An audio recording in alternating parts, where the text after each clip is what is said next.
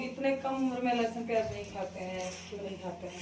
ये आज है शनिवार, तो आज हमने बनाया है राधे राधे दोस्तों। तो देखिए आज मेरी तबीयत बहुत ख़राब है। ये आज है शनिवार, तो आज हमने बनाया है खिचड़ी। शनिवार के दिन खिचड़ी बनता है।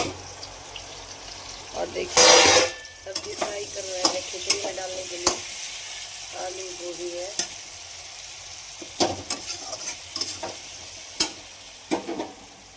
खिचड़ी में डालेंगे, आज शनिवार है।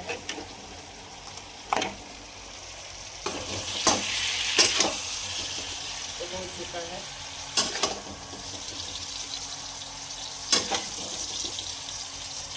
पानी कम है, तो चलिए खिचड़ी में डाल देते हैं।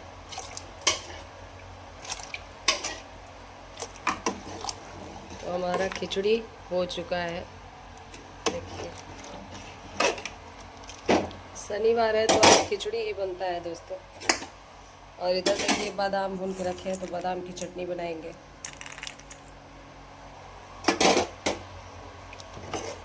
तो सॉस लगा लिए और खिचड़ी पलट के रख दी है। सब लोग खा लिए हैं। खिचड़ी बना हुआ है, आज शनिवार है।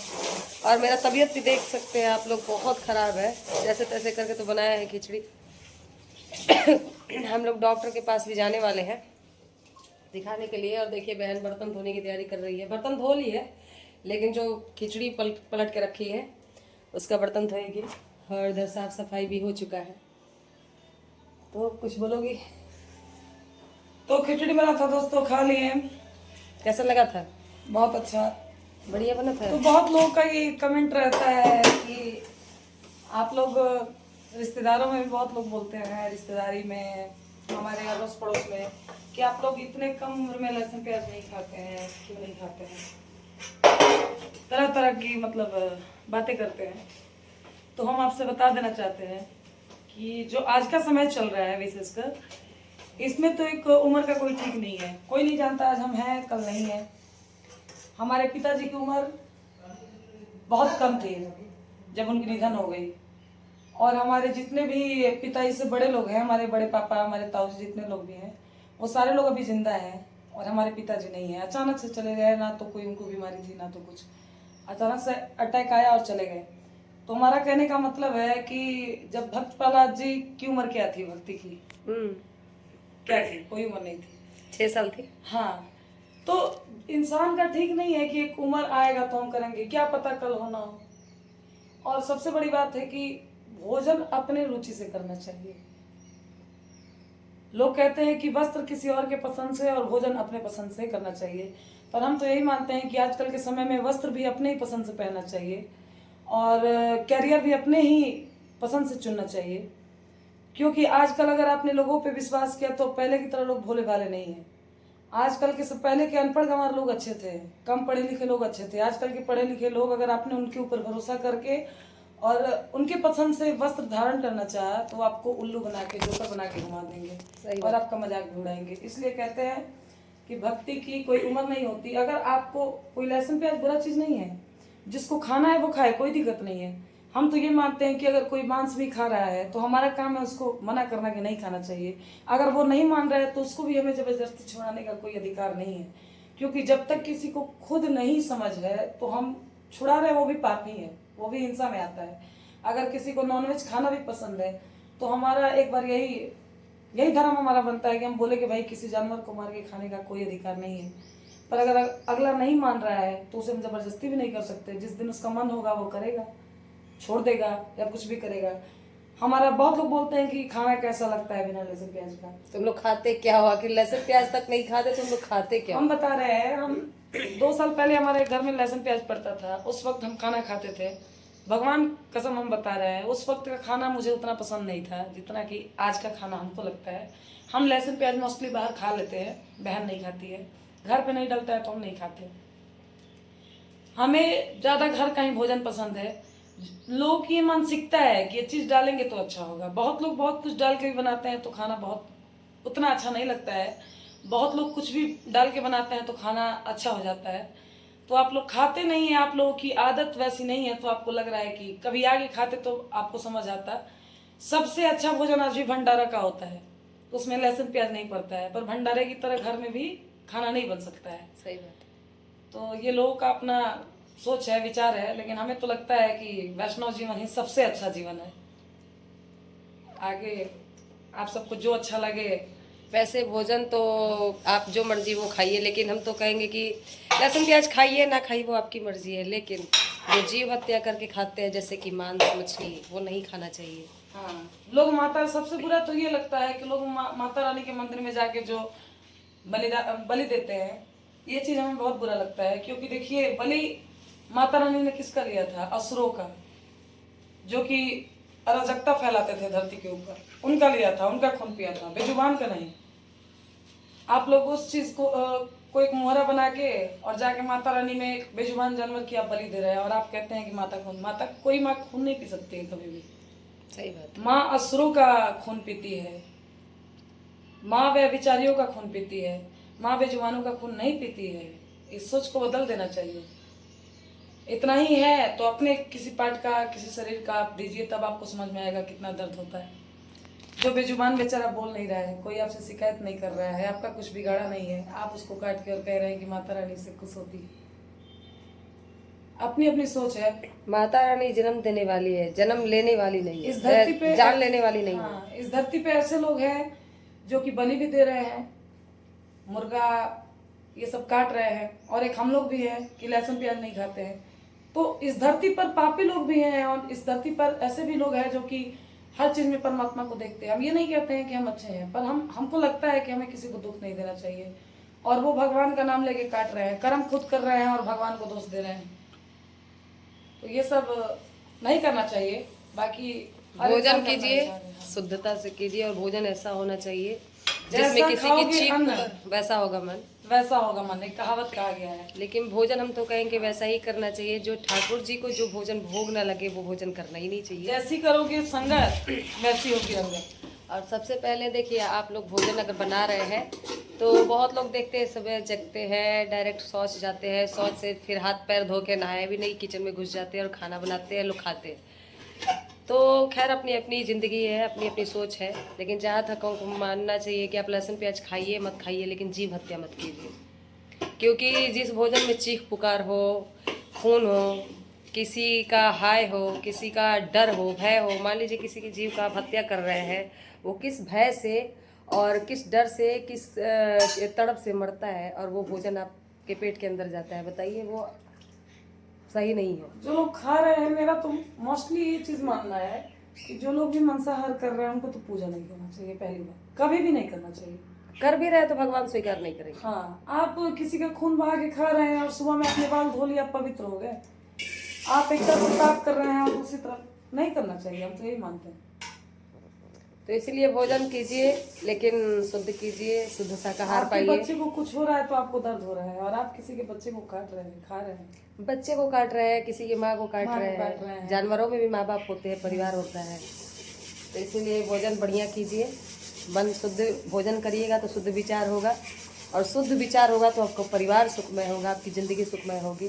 धर्म से जुड़िए, हम तो यही कहते हैं। बिना धर्म कितना भी आप पढ़ लीजिए, आप इंजीनियर हो जाइए, डॉक्टर हो जाइए, आप पैकेज पे जाइए कहीं, लेकिन अगर आपके अंदर धर्म नहीं है भैया, तो सिर्फ ये दुनिया में कहने के लिए हो जाएगा कि इसका लड़का तो ये कर लिया, वो कर लिया। लेकिन एक दिन समय ऐसा आएगा, चाहे आप कुछ भी हो, आपको कफन पे ही जाना है, 4 लोग ही आपको कंधा देंगे, आपको जाना है।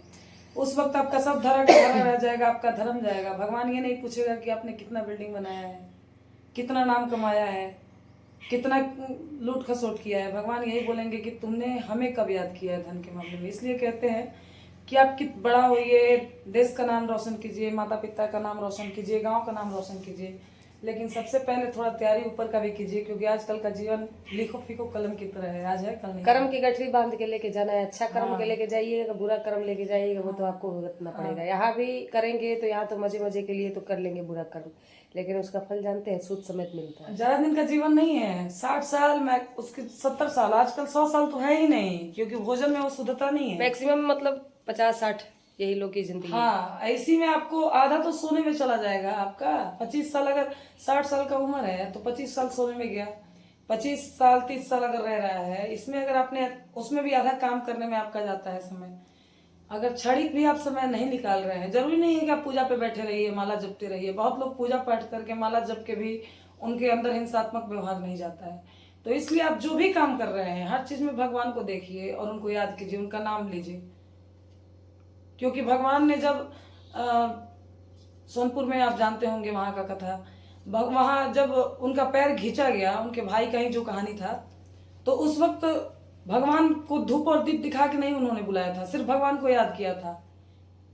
भगवान विष्णु भगवान वहां आ गए थे। जब द्रौपदी जी का चीरहरण हो रहा था, उस वक्त भी उन्होंने भगवान को पुकारा था, धूप दीप लेकर नहीं जलाया था, तो भगवान वहां आए थे।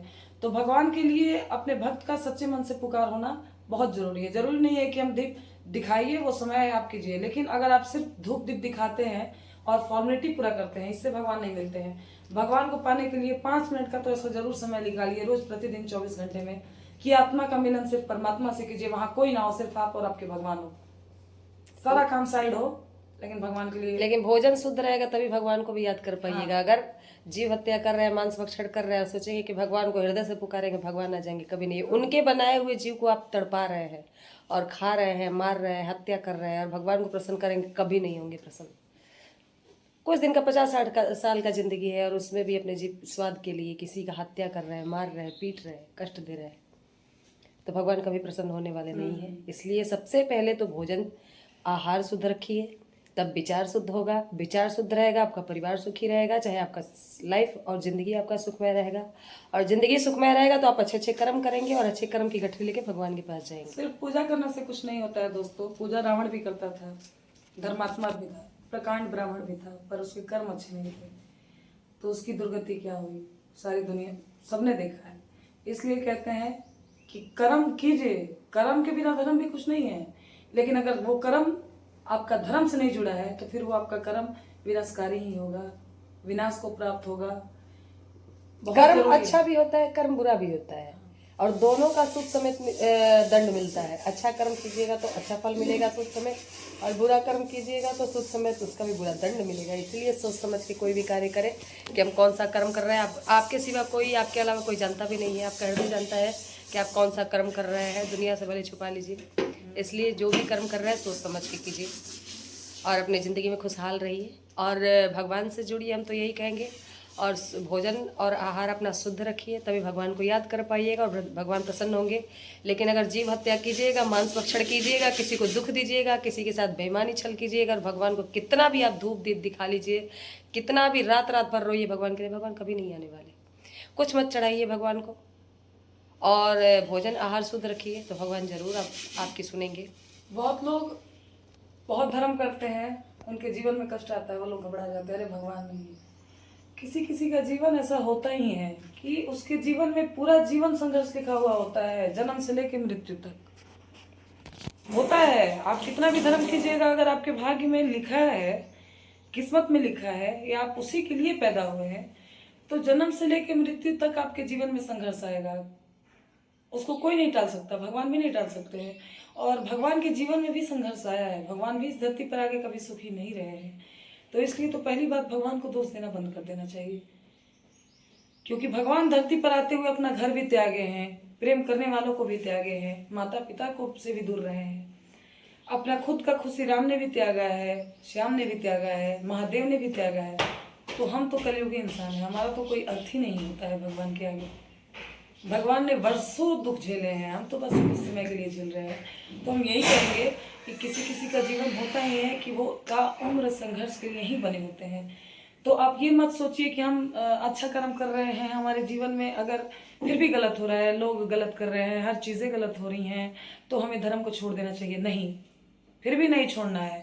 मरने के बाद जब आप जाएंगे ना भगवान के पास, तो वहाँ आप शान से कह सकते हैं कि भगवान, हम तुमने जितना भी संघर्ष दिया हमारे जीवन में, हमने कभी हार नहीं माना, और उस चीज़ को पार करते करते आज हम तुम्हारे चरणों तक आ गए हैं।